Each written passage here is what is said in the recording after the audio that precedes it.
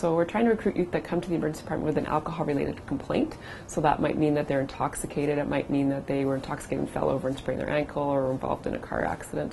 But there has to be alcohol used somewhere in the last 24 hours that precipitated their emergency department visit.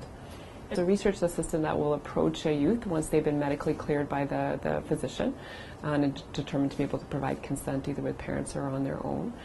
So they would approach the youth and explain the study and then hopefully go on to get informed consent and have that youth participate in the study. Do they need a drink to get up in the morning?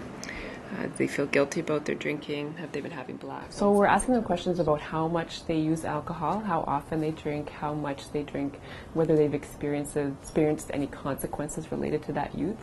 So whether they've been injured, whether a health professional or families told them they need to cut back. And then we use that information to generate a personalized assessment for them. So the youth will get what we call personalized assessment feedback. So it will compare their drinking patterns to youth of a similar age and sex in Alberta. And what kind of feedback will they get in terms of how much money they spend on alcohol? Right, what will it compare it to? So we'll calculate how much they've spent on alcohol and whether they could have bought X number of movie tickets or gone on a vacation or bought a new computer with how much they've spent on alcohol. We'll talk about the health-related consequences of alcohol, so what their alcohol use is doing to their brain and their heart and things like that. We'll also talk about how many calories they've consumed with alcohol and how much pizza they could have eaten or how long they're going to have to work out in order to burn those extra calories off. Triangle that will relate to hazardous drinking. And so basically what that tells a youth is that of the drinks that they're drinking or the number of drinks that they're drinking, it's considered hazardous alcohol use. The iPad, we needed something that was easy to use at the bedside and that was discreet.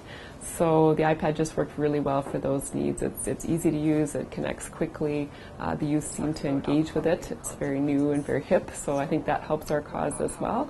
And it's a lot more portable than wheeling around a big computer on a cart or something like that. With their heart and how they're at increased risk of having to go to the emergency department.